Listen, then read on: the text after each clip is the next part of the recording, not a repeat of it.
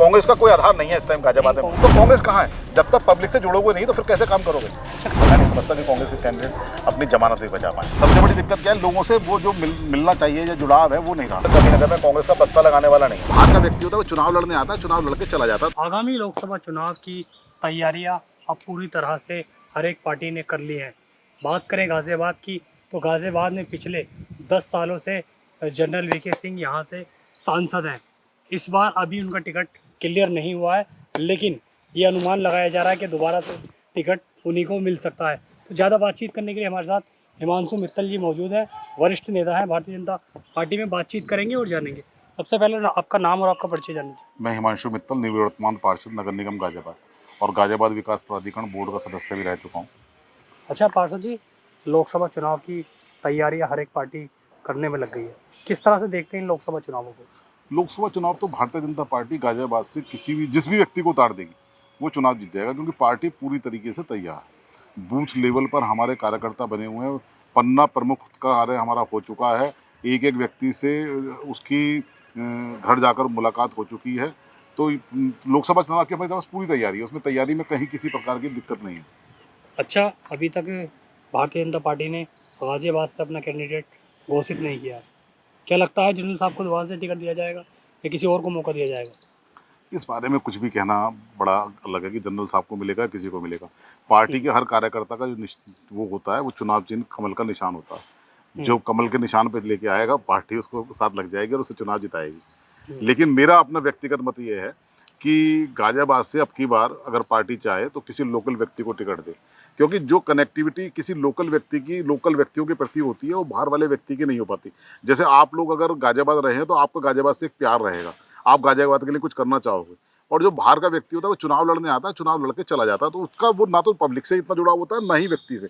जब भी जैसे आप किसी शहर से बाहर से आए होंगे, मसूरी से या कहीं से भी आए होगे, तो आपका लगाव है वहाँ कि मेरा गाँव है, तो उस लगाव वाले व्यक्ति को ऐसे टिकट मिले तो ज़्यादा बढ़िया है, मेरा मानना ये। अच्छा, 10 साल का कार्यकाल उनका रहा, क्या मानते हैं 10 साल में क्या कुछ गाजियाबाद को दिया जनरल साहब ने? नहीं, जनरल साहब ने देने की दृष्टि से देखा है तो गाजियाबाद में बहुत सारी योजनाएं तुम्हारा ये यूनानी अस्पताल खुला हुआ है, बहुत बड़ी चीज़ है। आपका जो अंडर ब्रिज ओवर ब्रिज बना है जो इसको विजयनगर को और उसको जोड़ता है आपस में, ये बहुत बड़ी चीज़ बनी है। अभी तुम्हारी एलिवेटेड रोड का निर्माण हो रहा है। ये दिल्ली एक्सप्रेस हाईवे में भी जनरल साहब का योगदान है। तो काम हुए हैं, काम को ये नहीं कह सकते काम नहीं हुए हैं, लेकिन कनेक्टिविटी नहीं रही। सबसे बड़ी दिक्कत क्या है, लोगों से वो जो मिलना चाहिए या जुड़ाव है वो नहीं रहा, क्योंकि जनरल साहब अपना दिल्ली रहते हैं और दिल्ली रहने की वजह से लोगों से वो परस्पर जो लगातार मिलना होता है वो नहीं हो पाता। मेन बात ये है। अच्छा, पार्टी की क्या कुछ तैयारियां हैं लोकसभा चुनाव को लेकर? पार्टी पूरी तरीके से तैयार है। हमारे ऊपरी स्तर से लेकर और बूथ स्तर तक पूरी तैयारी है। पन्ना प्रमुख वगैरह हमने सब बना लिए हैं। सबकी जांच भी पार्टी के द्वारा करवा ली गई है।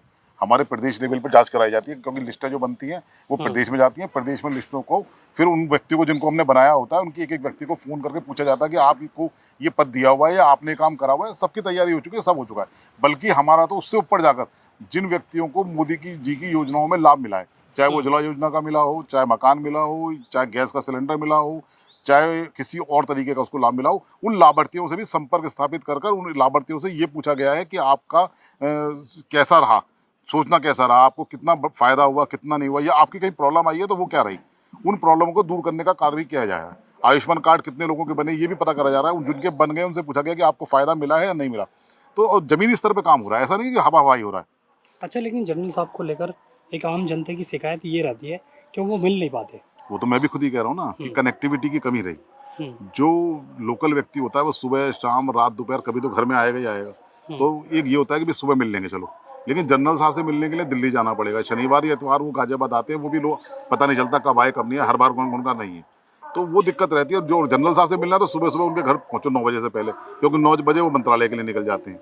तो कनेक्टिविटी की प्रॉब्लम तो रही है। और मैं कहता हूँ कोई भी भारी व्यक्ति को अगर आप चुनाव लड़ाओगे तो कनेक्टिविटी की प्रॉब्लम तो रहेगी। अच्छा, क्या उम्मीद करते हैं आप इस बार भारतीय जनता पार्टी से कि लोकल कैंडिडेट होना चाहिए आप ही के बीच? मेरा मानना यह है कि लोकल कैंडिडेट होना चाहिए, बाकी तो पार्टी जिसको भी खड़ा करेगी हम उसके साथ खड़े हैं।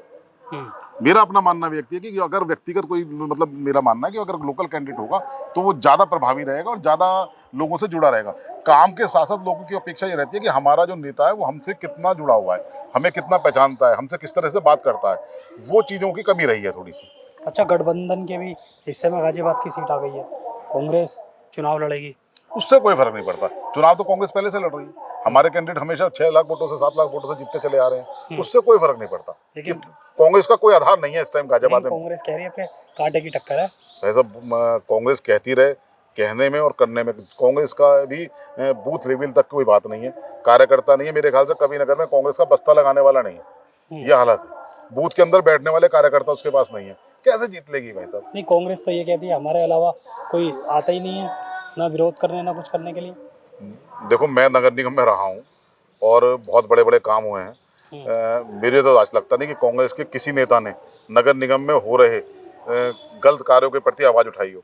मैं पार्टी में रह के और पार्टी के खिलाफ जाकर अगर नगर निगम में कोई गलत काम होता था, भ्रष्टाचार होता था, उसके खिलाफ आवाज़ उठाते थे। कांग्रेस ने कभी नहीं उठाई। आप लोगों को बताओ, अभी हाउस टैक्स का बदला चल रहा है, हाउस टैक्स बढ़ाने की बात गाजियाबाद में हो रही है, किसी विपक्षी दल ने वो उठाई मांग कि नहीं बढ़ना चाहिए? अनशन करा, कोई धरना दिया, कोई प्रदर्शन दिया? कुछ नहीं कर रहे। अभी व्यापारियों को उत्पीड़न हुआ है, 1702 दुकानों का किराया जो बढ़ा दिया गया नगर निगम द्वारा, किसने उसके खिलाफ आवाज उठाई है? पार्टी के लोग ही खड़े हैं उनके साथ, व्यापारियों के साथ आज भी हाँ, वो लोग विरोध कर रहे हैं, लेकिन वो खड़े पार्टी के लोग ही हैं। बीजेपी के लोग ही उनकी सहायता कर रहे हैं, उनके साथ जा रहे हैं, आ रहे हैं। जनरल साहब से मीटिंग करनी हो, चाहे नगर आयुक्त से करनी हो, कांग्रेस का तो कोई भी नेता उनके साथ नहीं खड़ा हुआ। तो कांग्रेस कहाँ है? जब तक पब्लिक से जुड़ोगे नहीं तो फिर कैसे काम करोगे? अच्छा, कहीं ना कहीं मानते हैं, मुझे लगता है लगभग 1 महीना हो गया कांग्रेस के हिस्से में सीट आए हुए, कैंडिडेट अभी तक घोषित नहीं हुआ। कांग्रेस का कैंडिडेट जो भी होगा उससे कोई बड़े फर्क नहीं पड़ता। मैं नहीं समझता कि कांग्रेस के कैंडिडेट अपनी जमानत भी बचा पाए। अच्छा, आपने बात की हाउस टैक्स की। हाउस टैक्स की बढ़ाने की लगातार बात चल रही है। एक सबसे बड़ी समस्या जो है वो ये है कि हाउस टैक्स तो लिया जा रहा है, लेकिन उन तक सुविधाएं नहीं पहुंचाई जाती। नहीं, सुविधाएं भी पहुंचनी बहुत जरूरी है। ये तो अब जो हमारे नगर आयुक्त हैं उन देखें अपने हिसाब से कि क्या दिक्कत आ रही है और सुविधाएं क्यों नहीं पहुंच पा रही हैं, और उसको पहुंचाएं। जब तक हमने आवाज़ उठाई थी, सुविधाएं मिलती थी, लोगों तक जा रही थी। और विकास राशि तो सब पार्षदों को बराबर बराबर आवंटित की जाती है, अपने अपने क्षेत्र में खर्च भी करते हैं। तो बातचीत करने के लिए हमारे साथ हिमांशु मित्तल जी मौजूद थे, जिन्होंने तमाम मुद्दों पर बेबाकी से अपनी बात रखी और बताया किस तरह से जो गाजियाबाद में जो कैंडिडेट हैं उनको उतारना चाहिए, क्योंकि गाजियाबाद में अगर लोकल कैंडिडेट रहेगा तो हर एक व्यक्ति को मिलने में आसानी रहेगी। Sonu Khan, journey time, Ghaziabad.